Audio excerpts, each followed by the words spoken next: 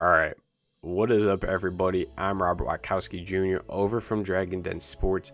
And no, I'm shocked as well. This isn't another Detroit Lions video. However, it is the playoffs, so I figured we should do a wild card matchup. You guys voted on Twitter for an AFC matchup, and we did the Buffalo Bills versus the Indianapolis Colts.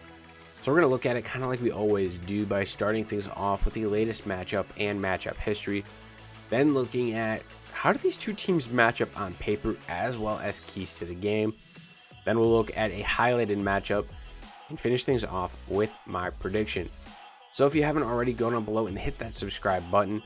We just recently hit 175 subscribers, so now we're setting the goal at 200. Let's see if we can hit that goal by the end of the month. Also, if you do enjoy today's content, feel free to go down below and hit that thumbs up button. We've hit 10 plus likes on every video so far this season, so let's see if we can continue that trend. And now, without wasting any more time, let's jump right into it.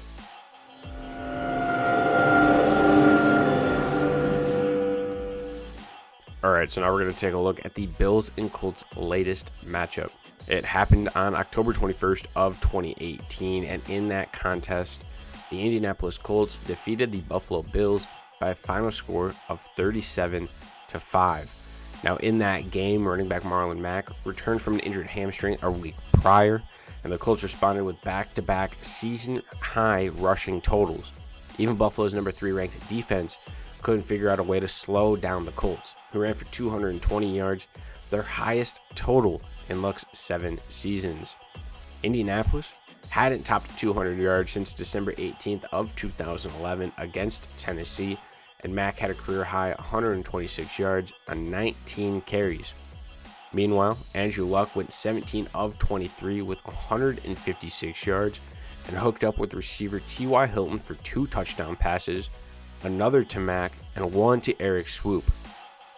As a result, Indianapolis snapped a 4-game losing streak, pulled off its most lopsided victory since a 37-3 win over Jacksonville on September 29th of 2013, and finally celebrated the franchise's 300th win since moving from Baltimore to Indianapolis in 1984.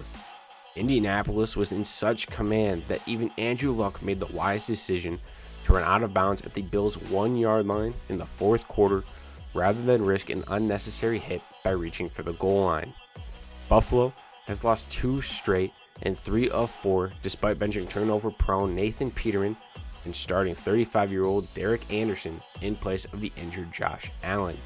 Anderson went 20 of 31 for 175 yards, 3 interceptions, and lost a fumble in his first start since December of 2016. In the second half, all the Bills could muster was a 34-yard field goal from Steven Hauschka and a safety when Ryan Kelly's snap sailed over the head of Andrew Luck and rolled through the end zone. Now, taking a look at the matchup history between the Buffalo Bills and the Indianapolis Colts, the Buffalo Bills lead the all-time series with 37 wins, 32 losses, and 1 tie.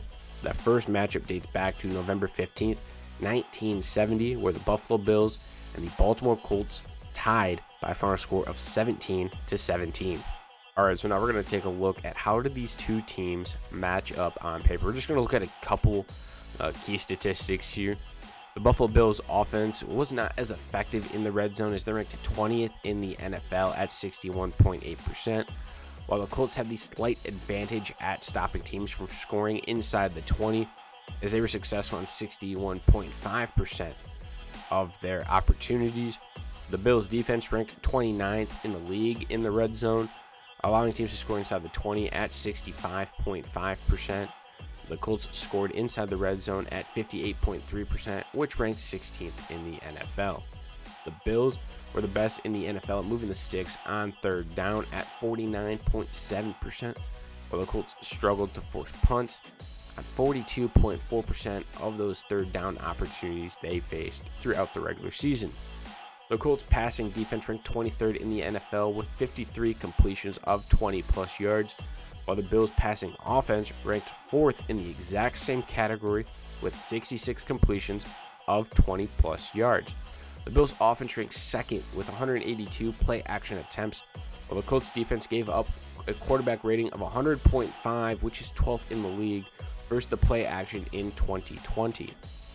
The Colts' true strength was stopping the ground attack, as they ranked second in the NFL, allowing 3.7 yards per carry and 90.5 yards per game. Alright, so now we're going to take a look at the keys to the game.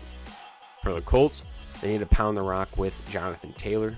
During week 13 through 17, Jonathan Taylor played his best football of the season, rushing for 651 yards at an average of 6.7 yards per carry.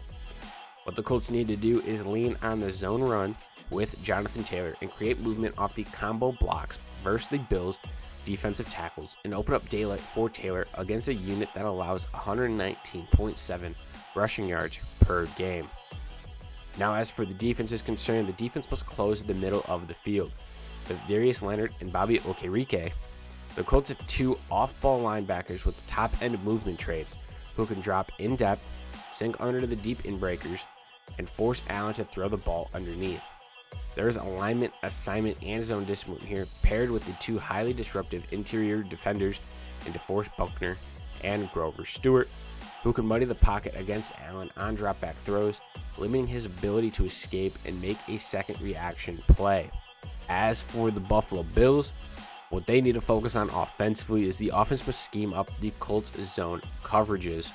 Allen has completed 74% of his passes versus zone coverage, with a QBR of 84.2 on those throws, second best in the league behind Patrick Mahomes.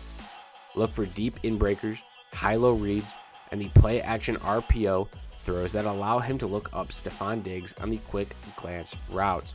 And if the Colts do jump into more man coverage, Dabble will have answers for that too, including condensed formations, crossers, and overs. That's a matchup advantage for the Bills against the Colts secondary. As for their defense, they need to apply pressure to Phillip Rivers. The Bills are a core split safety defense playing cover 2 and cover 4 in the secondary, but don't forget about their ability to bring pressure versus Rivers. This season, they have a blitz rate of 33.2%, which ranks 9th in the NFL. That means zone pressure and simulated pressure. Move around linebackers, create confusion in the protection count, and speed up the process for Rivers. With the secondary featuring top-tier corner Tre'Davious White and the best safety combo in the league, the Bills need to steal a throw or two from Rivers. Alright, so now we're going to take a look at the matchup highlight. The Bills and Colts matchup features an electric battle between Stephon Diggs and TJ Carey. Diggs leads the NFL with both 127 receptions and 1,535 yards. Diggs has been an excellent acquisition for Buffalo, as he can keep his feet well through contact, fighting for every blade of grass. The primary defender on Diggs will be Colts cornerback TJ Carey. Carey has the size and vertical jump to make him a very good defender in the red zone. Carey also has good awareness and quick reaction, which are ideal traits for zone coverage. Through 15 games, Carey has allowed opposing quarterbacks to complete 57.5% of their passes for 309 yards and 2 touchdowns. According to Pro Football Focus, the battle between Stephon Diggs and TJ Carey favors Diggs with a 15% advantage. Alright, so we're going to end it here with my prediction. I do think that the Buffalo Bills defeat the Indianapolis Colts by a final score of 38-17. If you guys do enjoy today's content, please feel free to go down below and hit that subscribe button. As I mentioned earlier, we just recently hit 175 subscribers, and the new goal is 200 by the end of the month. So let's see if we can try to make that happen. Also, if you do enjoy today's content, please feel free to go down below and hit that thumbs up button. We've hit 10 plus likes on every video so far this season, so let's see if we can continue that trend. I'm going to end things here by saying that since we did an AFC Wildcard matchup this week, we're going to be looking at the NFC Divisional Round next week. So after these games are done on Sunday, comment down below what matchup you guys want me to break down for next week's video. And as always, I'll catch you guys in the next one. Peace.